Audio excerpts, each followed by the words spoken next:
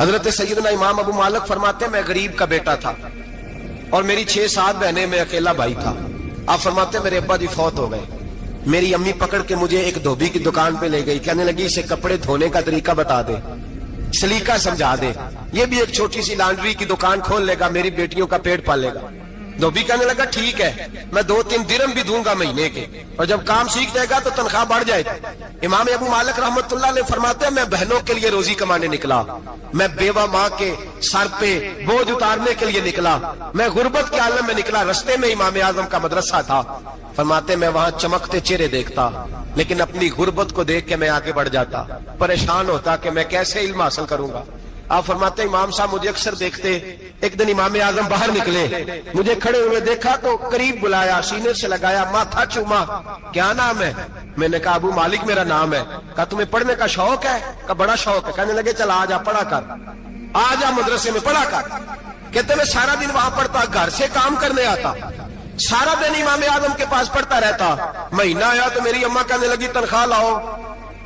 میں نے کہا امی جی تنخواہ تو وہ دے گا جو ڈیوٹی پہ جاتا ہو، میں تو پڑھنے جاتا ہوں۔ کہتے اماں گھر سے نکلی اور بڑے غصے کے ساتھ نکلی، کہنے لگی مولوی نے میرا بچہ خراب کر دیا، میرا بچہ خراب کر دیا، میں کام پہ بھیجتی تھی، اس نے کس چکر میں ڈال دیا، مسلوں سے بھی کبھی پیٹ بھرا ہے، کام بھی تو کرنے چاہیے نا۔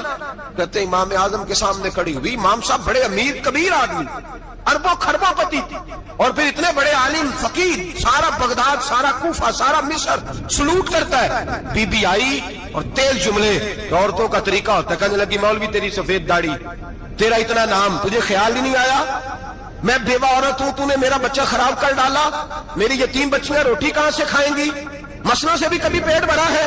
کہتی اتنے سخت جملے کہے پر قربان جاؤ امام اعظم سنتے رہے اور مسکراتے رہے۔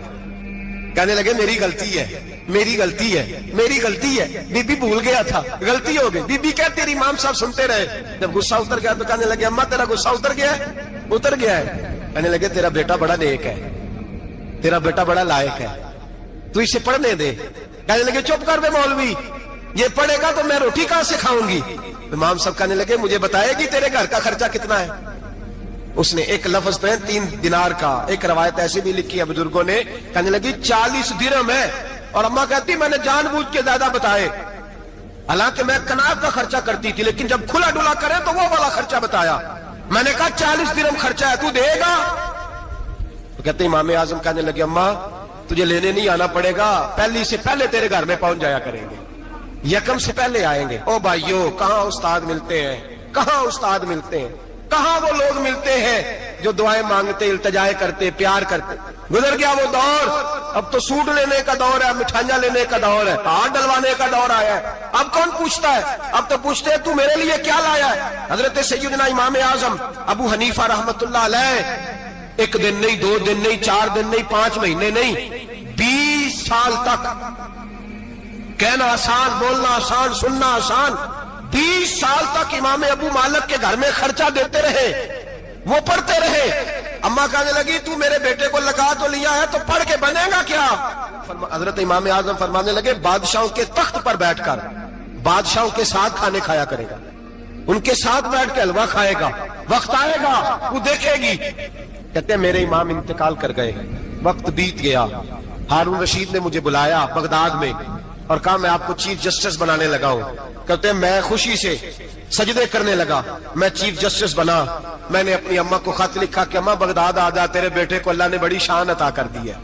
فرماتے ہیں ہارون رشید کی بیوی بڑی اولیاء کی، علماء کی بڑی فرما بردار تھی، محبت کرنے والی تھی، اس نے حلوہ بنا کے بھیجا، کھانا بنا کے بھیجا۔ ہارون رشید تخت پہ بیٹھ کے کھانے لگا تو کہنے لگا امام صاحب آپ بھی یہیں آ جائیں میرے ساتھ۔ کہتے ایک کونے میں وہ بیٹھ گیا، ایک میں بیٹھ گیا، بیچ میں کھانا رکھ لیا۔ اتنی دیر میں میری اماں بھی پہنچ گئی، 2 لقمے کھائے تھے کہ اماں آ گئی۔ جب اماں نے مجھے تخت پہ بیٹھے دیکھا، ایک یتیم، ایک لاوارث، ایک بن باپ کا بچہ، وہ کل تک جو بہنوں کے لیے 4 دینار نہیں لا سکتا تھا، تخت پہ بیٹھ کے جب روٹی کھاتے دیکھا تو اماں تڑپ گئی، روئی، چیخیں ماری۔ میں نے کہا اماں کیا ہوا؟ کہنے لگی بیٹا مجھے تیرا استاد یاد آ گیا ہے، اس نے کئی سال پہلے کہا تھا اسے دین کا علم پڑھنے دے، اسے فقیہ بننے دے، یہ بہت آگے جائے گا۔ دیکھ آج اللہ نے تجھے کتنی شان عطا کی ہے۔ کہا بیٹا یہ کمال تیرا نہیں، یہ امام اعظم ابو حنیفہ کا کمال ہے۔ یہ ان کا کمال ہے جنہوں نے تمہیں یہاں تک پہنچایا میرے بھائی. اپنی پوری زندگی حضرت امام اعظم ابو حنیفہ نے. آج تو اساتذہ کرام اساتذہ مجھ سے ایک ٹیچر کہنے لگے حضرت جی دل نہیں لگتا, بے سکونی سی ہے, کچھ بتلائیں.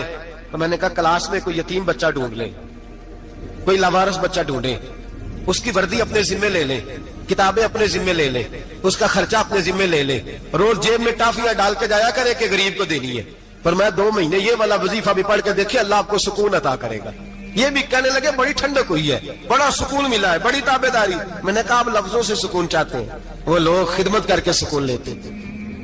کوفے کا ایک امیر آدمی تھا, پھر غریب ہو گیا. غریب, غربت بڑی پریشانی ہے, بڑی پریشانی, بڑی آزمائش. غریب بیوقوف اس لیے ہوتا ہے کہ اس کی جیب میں پیسے نہیں ہوتے. غریب مجبور اس لیے ہوتا ہے کہ اس کے پاس ہوتا کچھ نہیں نا, تو ساری آزمائشیں اکٹھی آ جاتی. غریب آدمی تھا, محنت مزدوری کرتا لیکن پوری نہ ہوتی. وہ کہتا ایک دن گلی میں ککڑی بیچنے والا آیا, تو میری ایک بیٹی تھی چھوٹی سی, باقی بچے بڑے تھے. چھوٹی ضد کرنے لگی, کہنے لگی ککڑی کھانی ہے. ککڑی کہتے میں پریشان ہو گیا, دل ٹوٹ گیا. بیٹی نے سوال کیا ہے. فرماتے میں نے سوچا کس کے پاس جاؤں, کسی اور کے پاس مجھے سمجھ نہ آیا, میں سیدھا امام اعظم کے پاس چلا گیا. یہ شخص ہے جو مجھے دے گا بھی اور میرا پردہ بھی رکھے گا, مجھے دے گا بھی اور میرا, بولیے, میرا یہ پردہ بھی رکھے گا. یہ رسوا نہیں کرے گا, یہ فوٹو نہیں کھچائے گا. یہ فوٹو کھچا کے پہلے دن فیس بک پہ نہیں لگائے گا کہ میں غریبوں میں تھیلے بانٹ رہا ہوں. یہ اسی وقت اخبار والوں کو نہیں بلائے گا ایک تھیلا اور 6 اخباروں میں تصویریں. یہ اس طرح نہیں خیرات دے. حضرت امام اعظم کے پاس گیا تو فرماتے رش بہت زیادہ تھا, میں امام صاحب سے بات ہی نہ کر سکا. واپس آ گیا, امام صاحب نے بندہ بھیجا, فرمایا پتہ کر یہ بندہ کسی ضرورت کے لیے آیا تھا, رش کی وجہ سے بات نہیں کر پایا. کہتے واپس میرے پیچھے بندہ بھیجا, وہ میرے گھر تک آیا. گھر آ کے اس کو حالات کا پتہ چل گیا, واپس گیا. کہتے ہیں 3 تھیلیاں اشرفیوں کی بھر کے امام اعظم لائے اور خود آئے اور رات کے اندھیرے میں آئے اور مجھے تھیلیاں دے کے نا تو میرے آگے ہاتھ باندھ دیے. میں نے کہا حضور ہاتھ کیوں باندھتے ہیں؟ آپ فرمانے لگے یار دکھ اس بات کا ہے کہ تو میرا پڑوسی تھا اور تیری غربت کا مجھے پتہ ہی نہیں چلا. تو میرے علاقے کا تھا اور میں نے سوچا ہی نہیں, میرا اپنا تھا, مجھے خیال ہی نہیں آیا. اور میں معاف کر دے, میری شکایت نہ کرنا کہ یہ میری طرف توجہ نہیں کرتا.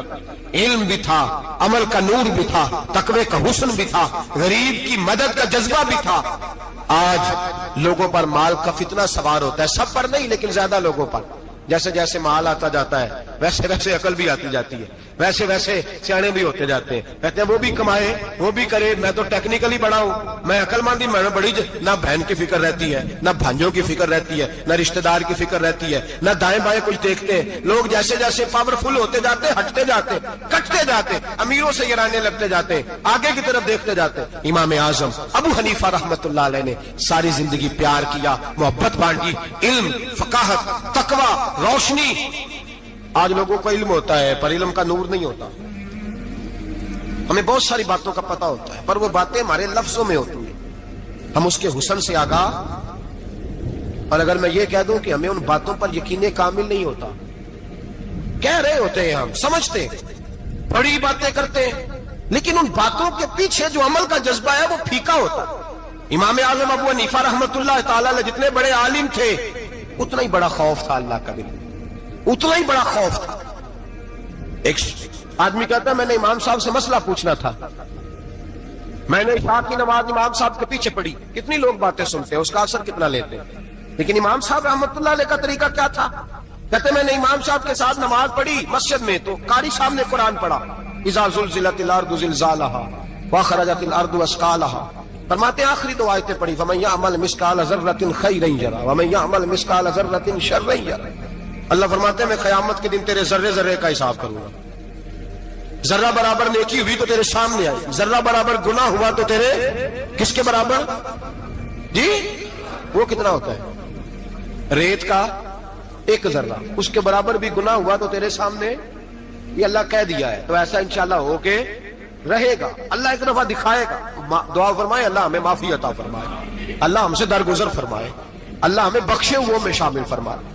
یہ آیت امام صاحب نے سنی تو کہتے ہیں میں نمازی سارے چلے گئے تو امام صاحب بیٹھے اور یوں نہ اپنی داڑھی پکڑ لی, چراغ ٹمٹما رہا, کہتے ہیں داڑھی پکڑ لی اور امام صاحب بیٹھے. میں نے کہا کہ کسی محویت کے عالم میں ہے, سوچ میں, چلے میں تھوڑی دیر میں آتا ہوں. کہتے میں 2 گھنٹے کے بعد آیا تو امام صاحب ایسے بیٹھے ہیں داڑھی پکڑی ہوئی. میں نے کہا ٹھہر کے آتا ہوں. میں پھر 1-1.5 گھنٹے کے بعد گیا تو ویسے بیٹھے. کہتے تہجد کا وقت ہو گیا, میں مسجد میں گیا تو چراغ ٹمٹمانے لگا, ختم ہونے کے قریب آ گیا. امام صاحب بیٹھے ہیں. اب میں نے دیکھا کہ آنکھیں آنسوؤں سے بھری ہوئی ہیں اور اپنی داڑھی پکڑ کے کھینچ رہے ہیں اور کہتے ہیں یا اللہ تو اگر ذرے ذرے کا حساب لے گا تو ابو حنیفہ تو الجھ جائے گا. اے اللہ تو ذرے ذرے کے بارے میں پوچھے گا تو میں تو نہیں جواب دے سکتا. خدا بندہ اس طرح کر, میرے ان سفید بالوں پہ رحم کھا. اے اللہ میرے بڑھاپے پہ مہربانی فرما, مجھ سے نہ ذرے ذرے کا پوچھنا, میں بڑا کمزور ہوں, میں نہیں جواب دے سکتا. مولا مجھ سے درگزر والا معاملہ کر. کہتے تڑپ رہے امام صاحب. فجر کی اذان ہوئی تو امام صاحب نے دائیں بائیں دیکھا, میں پیچھے کھڑا تھا. میں نے کہا حضور ساری رات ہی گزر گئی, آپ ایک آیت سن کے پریشان رہے اور میں روزانہ 20 تقریریں سنتا ہوں, درجنوں حدیثیں سنتا ہوں, مجھے تو اثر نہیں ہوتا. آپ فرمانے لگے مجھے تیرے معاملے کا نہیں پتا, لیکن مجھے اگر تو نے دیکھ لیا ہے تو کسی کے ساتھ ذکر نہ کرنا مجھے. اور فرمانے لگے پھر تو نیک آدمی ہوگا, تجھے نہیں خیال آتا. تو میں تو جانتا ہوں من آنم کے من دانم, پتہ سارا ہے سردار نو کی دیا نا, میں تو جانتا ہوں نا, مجھے خبر ہے, لہٰذا میں نہیں حساب دے سکتا, تیرا نہیں مجھے پتا. جتنا میرے بھائی علم زیادہ اتنا خوف بھی. حضرت عبداللہ ابن مسعود فرماتے ہیں زیادہ باتیں کرنے والا عالم نہیں ہوتا, اللہ سے زیادہ ڈر جانے والا عالم ہوتا ہے. جو آدمی لمبی چوڑی گفتگو کرے وہ فقیہ نہیں, وہ اللہ سے ڈرنے والا نہیں, بلکہ جس کو وہ بات کرے تو تھوڑی کرے, ڈر کے کرے, خوف کے ساتھ کرے. اللہ کی خشیت جس کے دل میں ہو وہ بڑا عالم ہوتا ہے. حضرت امام اعظم ابو حنیفہ رحمت اللہ علیہ مالدار تھے اور اپنے مال میں سے حصے نکالتے تھے. امام صاحب فرمایا کرتے تھے میں نے چند 1000 درہم رکھ دیے. حضور کس لیے؟ فرمایا لوگوں کو قرضہ دینے کے لیے. نبی پاک صلی اللہ علیہ وسلم نے فرمایا قرضہ لینے والے کو منع کیا ہے, فرمایا قرضہ ایک قید ہے, بغیر مجبوری کے نہ لینا. اب لینے والے بھی احتیاط نہیں کرتے, فٹافٹ قرضے کے پیچھے بھاگتے. بڑی مجبوری ہو تو قرضہ لیں, فرمایا مقروض قیدی ہوتا ہے, قرضہ لینے سے بچو. اور دینے والے کو کیا کہا؟ فرمایا اگر سامنے والا تنگ دست ہو نا, تنگ دست, تو اسے مہلت دو. جتنی تم مہلت دو گے اللہ اتنے پیسے روز صدقہ کرنے کا ثواب عطا فرمائے گا. اگر تنگ. ایک صاحب مجھے کہنے لگے, میں نے رمضان شریف میں نا قرضے کے حوالے سے یا کچھ عرصہ پہلے کسی موقع پر قرض کے حوالے سے کوئی بات کی. ایک صاحب مجھے کہنے لگے حضرت صاحب جیسے کسی کو لینا ہوئے نا 20,000 تو انہوں ترا کے لئی دے, تو جی 20 کروڑ لینا ہوئے تو پھر نہیں ترایا جاتا. میں نے کہا کیوں؟ کہنے لگے 20,000 والا بندہ ماڑا ہوتا ہے نا, جہاں 20 کروڑ کھا گیا بڑی مگرمچھ ہوتا ہے, انہوں ترایا جا سکتا. وہ دے کے بندے ترلے ہی کر دینا چل بھائی کیویں دے سکنا. اور جو 20,000 والا نا ماڑا بندہ کہتے تو دینے نے کہ تیرا بندوبست کریے, کہتے چل صاحب جمعرات لے آؤ کسی طریقے. جمعرات ماڑا ہے نا. نبی پاک نے کیا فرمایا؟ حضور نے فرمایا تجھے پتہ چل جائے کہ تنگ دست ہے تو مہلت دے, جتنے دن تو اس سے پیسے نہیں لے گا اتنے پیسے روز صدقہ کرنے کا ثواب دیا جائے. اب لوگ جو تگڑی موٹے مگرمچھ ہیں ان کو مہلت دیتے ہیں, وہ کہتے ہیں جا جتھو لب دے لے, پھر کہتے ہیں نہیں آپ بتائیں آپ کیسے دے سکتے. اور ماڑا بندہ انہیں 2,000 دینا دکان کا, اس کو دکاندار کہتا ہے کل سائیکل لے کے تب گزرنا میرے آگے سے اگر پیسے دینے ہیں تو میں نے سائیکل رکھ لینا. ڈرنا چاہیے اللہ پاک. ہمیں پتا ہوتا ہے سامنے والا غریب ہے, تنگ دست ہے, مجبور ہے, مہلت دینی. امام صاحب کہتے ہیں میں نے کچھ پیسے رکھے ہوئے تھے, پس منظر یہ تھا کہ غریب لوگ آتے ہیں تو میں ان کی مدد کروں گا. امام اعظم ابو حنیفہ نے ایک بندے سے پیسے لینے تھے اور حال یہ تھا کہ آپ دھوپ میں کھڑے تھے, ساتھ اس بندے کا مکان تھا. لوگوں نے کہا حضرت دیوار کے سائے میں ہو جائے. فرمانے لگے اس سے پیسے لینے ہیں, اگر سائے میں کھڑا ہوا تو سود میں شمار ہو جائے گا, میں اس سے فائدہ نہیں لے سکتا. ایک بندے سے قرضہ لینا تھا, وہ آپ کو دیکھ کے گلی اور دوسری گلی میں چلا گیا, رستہ بدل گیا اور چھپ گیا. امام صاحب رونے لگے, کہنے لگے اے اللہ میں اتنا برا ہو گیا ہوں کہ تیرے بندے مجھ سے چھپنے لگے. اس کو ڈھونڈ کے لائے, کیوں چھپتا ہے؟ کہ حضور آپ کے پیسے دینے ہیں. آپ نے فرمایا جا میں نے اللہ کی رضا کے لیے معاف کیے, آج کے بعد چھپنا نہ. اس لیے میں نہیں چاہتا کہ تجھے کوفت ہو, تو میری طرف دیکھ کے چھپنے لگا ہے, میری طرف دیکھ کے. غریب تو بھائی گلیوں میں گھستے پھرتے ہیں کہ کوئی بندہ مل نہ جائے. مقروض آدمی پتہ اس وقت چلتا ہے تب خودکشی کر گیا, پتہ اس وقت چلتا ہے پھر لوگ آتے ہیں اس کے بچوں کو کہتے ہیں فکر نہ کرنا ہم تیرے ساتھ ہیں. اس کے ساتھ ہونا تھا, ان کا سایہ بچ جاتا. اب آئے ہو امام اعظم ابو حنیفہ رحمت اللہ تعالیٰ علیہ لوگوں کو سہولت دیتے, آسانی دیتے, پیار کرتے, محبت کرتے.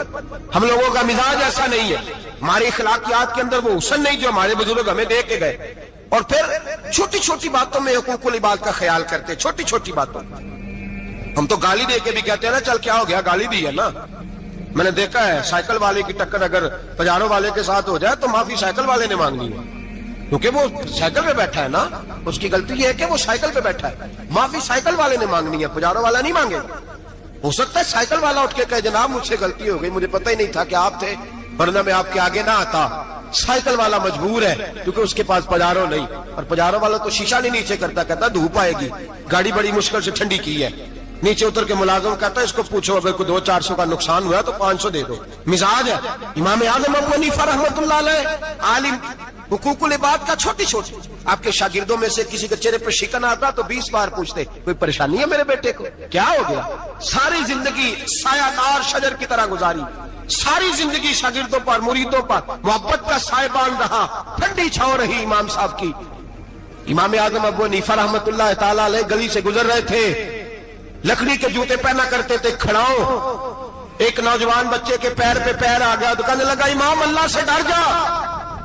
ये लफ्ज गए तो इमाम साहब की चीख ही निकल गई। कई घंटे बेहोश रहे। लोगों ने कहा हुजूर क्या हुआ, फरमाने लगे तुमने सुना नहीं, छोटे छोटे जवान भी कहते हैं कि अबू हनीफा अल्लाह से नहीं डरता, अल्लाह की मखलूक कहती है नहीं डरता। अगर ये कह रहे हैं तो मेरा क्या बनेगा। कई दिन रोते गुजर गए।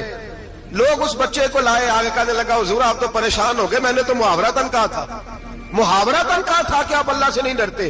फरमाने लगे बेटे मुझे मुहावरों का नहीं पता, जब रब के खौफ का नाम आता है तो जुमले सीधे मेरे दिल से जाके टकराते हैं, सीधे दिल से जाके टकराते हैं। गली से गुजर रहे, लकड़ी के जूते पहने, खड़ाओ, बारिश है, कीचड़ है, एक दीवार के करीब से गुजरे तो थोड़ा सा कीचड़ उड़ के ना तो दीवार पे पड़ गया। यहाँ ट्राली वाला सारी दीवार तोड़ जाता है और कहता है चलो मैंने कौन सा जानबूझ के किया है। यहाँ लोगों का घर तोड़ जाते हैं, कहते हैं चलो बताओ कितना खर्चा आया था। फौरी तौर पे लोग मानने को तैयार ही नहीं। इमाम साहब के पैरों से, ये बारीकी समझे, ये हुकूकुल इबाद का मसला है। जो जानने वाले होते थे उनका ये तर्ज जिंदगी था। कीचड़ उड़ा पैरों से और एक आदमी की दीवार पे पड़ गया। इमाम साहब खड़े हैं, सोच रहे करूं तो क्या करूं। शागिर्द साहब है, हजरत जी क्या परेशानी है। आप फरमाने लगे मैंने उसकी दीवार गंदी कर दी है, साफ ना करूं तो भी जुल्म है, और अगर साफ करूं तो दीवार कच्ची है, जब साफ करूंगा तो कुछ मिट्टी उतर जाएगी, तो किसी के घर की मिट्टी उतारना यह भी जुल्म है। अब मैं दो परेशानियों में उलझ गया हूं, किधर जाऊं। कहा हजरत जी फिर। फरमाया इसके दरवाजे पर दस्तक दो। दरवाजे पर दस्तक दी तो जो बंदा बाहर आया वो मजूसी था, आग की पूजा करने वाला था। इमाम साहब कहने लगे मुझे जानते हो। कहने लगे हुजूर सारा कूफा जानता है, सारा बगदाद जानता है, सारी दुनिया जानती है आप मुसलमानों के इमाम हैं, लोग जानते। आपने फरमाया यार मुझसे गलती हो गई है। वो क्या। आप फरमाने लगे मैं अपने अंदाज में गुजर रहा था, बूढ़ा आदमी हूं, ख्याल नहीं आया, थोड़ा कीचड़ उड़ के तेरी दीवार पे लग गया है।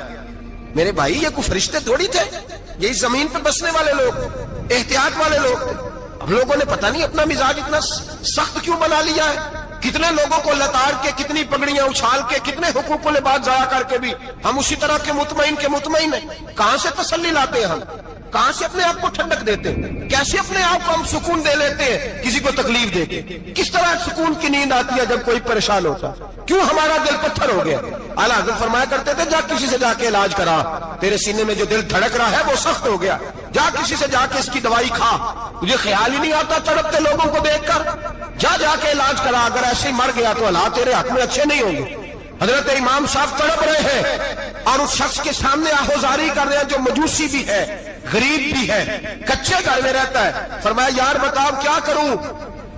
इमाम साहब बातें कर रहे हैं तो वो आदमी हैरत में खो गया, कभी दीवार देखता, कभी अपना आप देखता, कभी इमाम साहब को देखता, दाएं बाएं देखता, पसीने आने लगे, पता नहीं क्या सोचों का मद्दोजर चलने लगा, कहां बात गई, कहां तक उसकी सोच गई, कहां पलट के आई। कहने लगा इमाम साहब मैं तो चौक में रहता हूं, रोजाना पता नहीं कितनी गाड़ियां मिट्टी बरसा जाती हैं, कभी कोई नहीं आया, आपको क्या हुआ। आप फरमाने लगे मुझे किसी का नहीं पता, मुझे तो मैंने जो कुरान हदीस पढ़ा है मुझे तो डर आ रहा है, मुझे बता तू माफी देता है कि नहीं, तेरी दीवार साफ होगी कि नहीं। कहने लगा हुजूर दीवार को छोड़े, पहले कलमा पढ़ाए, मेरा दिल तो साफ कर दे। कहने लगा इतना मीठा दीन, इतना प्यारा दीन, इतना खूबसूरत दीन कि गरीब की दीवार पर कीचड़ लग जाए और आपको इतनी तकलीफ हो, मैं इस दीन से दूर क्यों हूं। यहां रोज यूरोप कहता है कि मुसलमान झूठी शादियां करते हैं, दंगा फसाद करते हैं, नेशनैलिटी लेने के लिए झूठ बोलते हैं, जाने किस किस किस्म के लोग पापड़ बेलते हैं, किस किस तरह अपना ईमान बेचते हैं, क्या अंदाज हम इख्तियार करते हैं। हमारे किरदार ने लोगों को मजहब और दीन का बागी बना दिया। ہمارے بزرگوں کا طریقہ یہ تھا کہ چھوٹی چھوٹی باتوں کا خیال کریں، چھوٹی چھوٹی باتوں کا. بہت بڑے عالم تھے. یہ ساری نیکیاں تو ان کی سماجی تھی، فلاحی تھی، ان کی معاشرت کی نیکیاں تھی، دنیا داری. لیکن جو ان کا باقی کا معاملہ تھا، 4 لوگ ایسے ہیں جو ہمیشہ قرآن پاک ایک رات میں پڑھا کرتے تھے. ان میں پہلا نام حضرت عثمان غنی کا ہے، پورا قرآن پاک. دوسرا مولا علی شیر خدا کا ہے. تیسرا حضرت سعید بن جبیر کا ہے. چوتھے امام اعظم ابو حنیفہ ہیں جو ایک رات میں پورا قرآن پاک پڑھ دیا کرتے ہیں. جس جگہ امام اعظم کی قبر بنی ہوئی ہے نا، اعظمیہ ایک محلہ ہے بغداد کا، اس کا نام ہی اعظمیہ، امام صاحب کے نام ہے. جہاں قبر بنی ہوئی ہے وہاں بیٹھ کے امام اعظم ابو حنیفہ نے 60 مرتبہ قرآن پاک ختم کیا. خود پڑھا، خود فرمایا یہاں میں نے دفن ہونا. اس جگہ 60 قرآن پاک پڑھے. رمضان کا مہینہ آتا تھا تو امام صاحب ایک قرآن پاک دن میں پڑھتے تھے، ایک رات کو پڑھا کرتے تھے. ایک قرآن پاک سنایا کرتے تھے. امام صاحب رحمت اللہ علیہ ساری رات نفل پڑھتے. لوگ کہتے ہیں کہ امام صاحب کی رات نماز کے لیے کھڑے ہوتے تو ایک رکعت میں 15 سپارے پڑھتے. تو لوگ کہتے تھے یہ ابو حنیفہ نہیں، یہ تو کسی نے پلر کھڑا کر دیا، یہ تو کوئی ستون ہے، رکوع ہی نہیں کرتا. پورے 15 سپارے. یہاں تو ابھی تراویح آئیں گی، لوگ پہلے سے کہنے لگ گئے بڑی گرمیوں کے روزے، بڑی گرمیوں کے روزے. اور آ تو لینے دے بھائی، پہنچ تو لینے دے رمضان شریف کو. اللہ بڑا مہربان ہے، ہر چیز کو بدلنے پہ قادر ہے. پہلے سے لوگ تیاری کر رہے ہیں، مسجدیں ڈھونڈیں گے جائے اسی اچھا ہو، قرآن جلدی پڑھا جائے، ڈھونڈ کے. امام صاحب رحمت اللہ تعالیٰ علیہ، اور میں اکثر کہا کرتا ہوں، میں کہتا ہوں تو تراویح میں کھڑا نہیں ہوتا، پاسپورٹ کے دفتر کھڑا ہو جاتا ہے 2 گھنٹے، شناختی کارڈ کے دفتر تو 3 گھنٹے کھڑا ہو لیتا ہے. یہ تیرا ظلم ہے اپنی ذات کے ساتھ کہ تجھے قرآن کے لیے کھڑا نہیں ہوا جاتا، دنیا داری کے لیے کھڑا. وہ پروجیکٹر کرانے جائے تو چاہے تجھے 4 گھنٹے لائن میں کھڑا ہونا پڑے، وہاں تو کھڑا ہو لیتا ہے. اللہ سے ڈر، اپنی تھوڑی سی دنیا داری کے لیے سارا کچھ کر لیتا ہے. حضرت امام صاحب رحمت اللہ تعالیٰ علیہ تقوی اور طہارت کے پہاڑ 55 حج کیے امام اعظم نے. کتنے؟ 55 حج فرمائے. آج ایک مشقت والا کام ہے، جدوجہد والا کام ہے. جوان بھی تھک جاتے ہیں، کہتے ہیں بڑا مشکل ہے جی، اور یہ جتنا مرضی آسان ہو گیا قیامت تک اس نے مشکل ہی رہنا ہے، اس لیے کہ یہ ایک مجاہدہ ہے. 55 حج کیے. آخری حج پہ گئے تو کعبے کے مجاور کو کہنے لگے ذرا کھول نہیں دیتے کعبے کا دروازہ، میرا اندر جانے کو دل کرتا ہے. اس نے دروازہ کھولا، اندر گئے تو کہنے لگے خدایا 2 جملے کہے. کہنے لگے اے اللہ، جتنا تو نے مال دیا تھا میں اتنا شکر نہیں ادا کر سکا، اور جتنا تو نے علم دیا تھا میں اتنا عمل نہیں کر سکا. اب بوڑھا ہو گیا ہوں، مہربانی کرنا مجھ سے درگزر والا معاملہ کر. اور اے اللہ اگر تو مجھے بتا دے کہ تو راضی یا ناراض ہے تو میں ذرا سکون سے مر جاؤں. کہتے ہیں کعبے کی دیواروں سے آواز آنے لگی ابو حنیفہ تیرا رب تجھ سے بڑا راضی ہے. داتا گنج بخش علی اجمیری جیسا بابا 1000 سال پہلے لکھ کے گئے کشف الماجود میں. داتا صاحب نے لکھا ہے 1000 سال پہلے کشف الماجود میں. داتا صاحب فرماتے ہیں میں حضرت بلال کی قبر پہ حاضری دینے گیا، یعنی 1000 سال پہلے کے مسلمان بھی قبروں پہ مزاروں پہ جایا کرتے تھے. داتا صاحب لکھتے ہیں، کہتے ہیں ملک شام میں حضرت بلال حبشی کی قبر پہ حاضری دینے گیا. میں قبر پہ حاضری دے کے تو ساتھ لیٹ گیا، میری آنکھ لگ گئی، مجھے خواب میں نبی پاک کا دیدار نصیب ہوا. گویا حاضری حضرت بلال کی، اور برکت یہ کہ وہاں مجھے مصطفیٰ کا دیدار نصیب ہو رہا ہے. فرماتے ہیں نبی پاک میری خواب میں آئے، حضور نے ایک بوڑھے بابے کے گلے میں ہاتھ ڈالا ہوا ہے اور اپنے ساتھ ساتھ چلا رہے ہیں. میں نے عرض کی یا رسول اللہ یہ کون ہے؟ تو نبی پاک نے فرمایا یہ تیرا امام اعظم ابو حنیفہ ہے. فرماتے ہیں مجھے سمجھ آ گئی کہ امام اعظم بھٹک اس لیے نہیں سکتے کہ انہیں رسول پاک نے سارا عطا فرمایا ہے، وہ بھٹک اس لیے نہیں سکتے کہ نبی پاک نے انہیں سارا دیا. داتا گنج بخش علی اجمیری رحمت اللہ تعالی علیہ فرماتے ہیں کہ امام صاحب رحمت اللہ تعالی علیہ بہت بڑی شخصیت. امام اعظم کا پیغام کیا ہے؟ انہوں نے فقہ بنائی، دین پھیلایا. جتنی بھی میں نے باتیں سنائی سارا پیغام ایک پیغام ہے امام صاحب. امام صاحب رحمت اللہ تعالی علیہ فرماتے ہیں کہ دین پر عمل کرنے والوں کو بھی کسی اچھی صحبت کی ضرورت ہوتی ہے. عمل کرنے والے کو آپ فرماتے ہیں کئی دفعہ عمل کرنے والے کا عمل بھی ٹوٹ جاتا ہے، استقامت نہیں رہتی. فرماتے ہیں اچھی صحبتیں تلاش کرو، ان کے پاس بیٹھا کرو، ورنہ ہو سکتا ہے جو عمل تم کر رہے ہو اس میں کمی آ جائے. جتنا نیک لوگوں سے رابطہ زیادہ رہتا ہے انسان کا دین پر عمل زیادہ رہتا ہے. جتنا نیک لوگوں سے پیچھے ہٹتا ہے اتنا دین سے. آپ فرمایا کرتے تھے اگر 2 سال نہ ہوتے جو میں نے امام جعفر صادق کی صحبت میں گزارے ابو حنیفہ ہلاک ہو جاتا. اپنے آپ کو رب کریم کے بندوں کے ساتھ لگا کے رکھیں، جوڑ کے رکھیں. اگر ہمارا رب کریم کے بندوں سے رشتہ رہے گا تو قرآن و سنت سے رشتہ رہے گا.